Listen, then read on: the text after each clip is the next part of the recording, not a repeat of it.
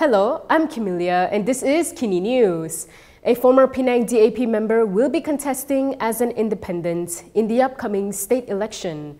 This comes amid internal criticisms over DAP's candidate selection for the polls. A former DAP member has announced that he will be contesting in the Penang state elections as an independent candidate. In a press conference today, David Marshel, who quit DAP yesterday, said he will be contesting in the state seat of Perai. Marshel said he was saddened to quit the party he has served for the last 15 years, as he had spent a lot of time on the party and politics since joining DAP in 2008. However, he said all these have gone unrecognized by the party leadership, particularly the current Secretary General Anthony Loke and his predecessor Lim Guan Eng. He added that the main reason for contesting in the polls is to ensure that Chow continues as Chief Minister after the election.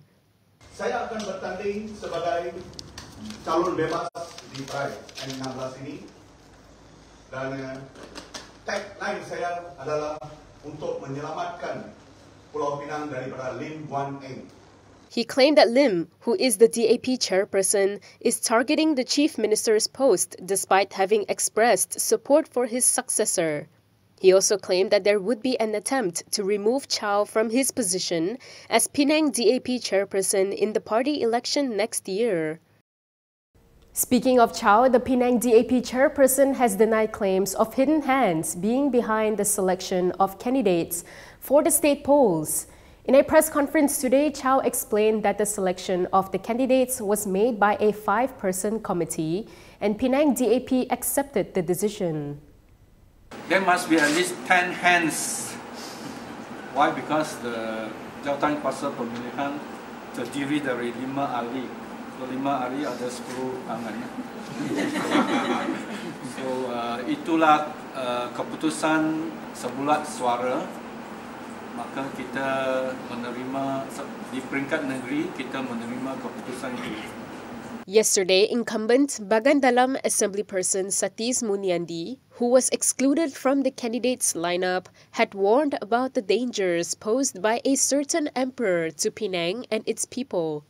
He did not name the person he was referring to as emperor, but implied that the latter is powerful enough to decide on the DAP candidates for Penang. According to Satis, the majority of representatives who were not selected to contest were those who supported Chow to remain on as chief minister. Meanwhile, P. Ramazami, who was dropped as a candidate, has urged the party to be more transparent with the selection process. P. Ramazami, who was dropped as a candidate for the upcoming Penang state election, believes that DAP should be more transparent in dealing with the issue of candidates for the state elections. In an interview with Malaysia Kini, the incumbent Perai Assemblyperson and caretaker Deputy Chief Minister 2 said he would not ask DAP to reconsider his candidacy and accepted it if they felt that he should be dropped.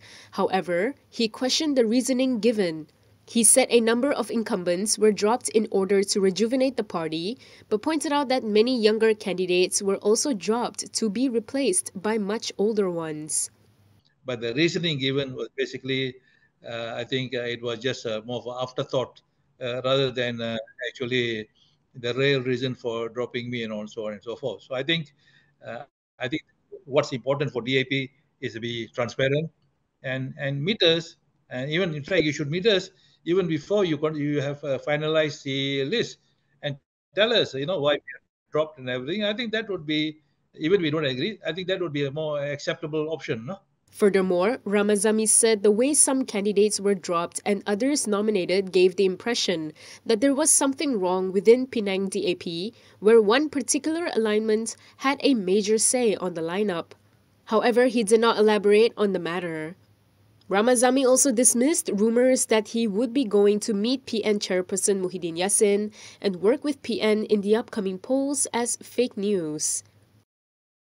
Lim Guan Eng was also asked about his candidacy and on the claims of a single individual being behind the state DAP candidates list.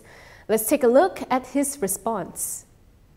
DAP chairperson Lim Guan Eng has urged all party members to support the top leadership's decisions in relation to the candidates list for the Penang state elections. According to New Straits Times, Lim said they understood the feelings of those who were not nominated, but at the same time called on support from all members. Let us get together to make sure that we can retain Penang in the upcoming state election, he said. Lim said this in response to criticism that he is being fielded to defend his Air Putih seat for the fourth term, while there were others including caretaker Deputy Chief Minister 2, Dr. P. Ramazami, who were dropped after their third term. On his own candidacy, Lim reiterated it was a party decision to have both continuity as well as renewal of its lineup. He said the party has to make decisions based on strategic considerations and everyone is free to express their views, but what is important is that this will help to stabilize and unify the party. Meanwhile, Lim said it was not worth commenting when quizzed on incumbent Bagan Dalam Assembly person Satish Muniandi's claim that a single emperor had decided on the state DAP candidates list. Yesterday, Satish, who was dropped from defending his seat, had also claimed that he was not fielded because of his support for caretaker Chief Minister Chow Kon Yao. According to NST, Lim said he must not forget that they had made the decision to support Chow as the Chief Minister for a second term if the Pakatan Harapan BN coalition retained power in the state. Lim said they were part of the decision-making process and were part of the team that endorsed Chow as Chief Minister. As such, let us stand united and not be divided by these comments, he said. Moving on to Perikatan Nasional, the coalition has announced that Gerakan President Dominic Lau will contest the Bayan Lepas seat. Lau is expected to face challenges for the seat, not only from external opponents, but also from internal dissent. Gerakan President Dominic Lau has confirmed that he will contest for the Bayan Lepas seat in Penang. The seat was supposed to be contested by Gerakan's ally PAS. In a text message to Malaysia Kini this afternoon, he replied, Bayan Lepas, when asked if he would be contesting the Machang Bubok seat as claimed in a list which has been circulating online. Lau's team later clarified that the list showing Lau switching to Machang Bubok is fake.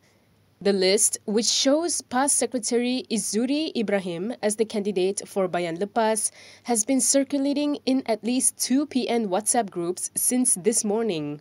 This includes the Penang PAS Media Group and the Info PRN Gerakan Group.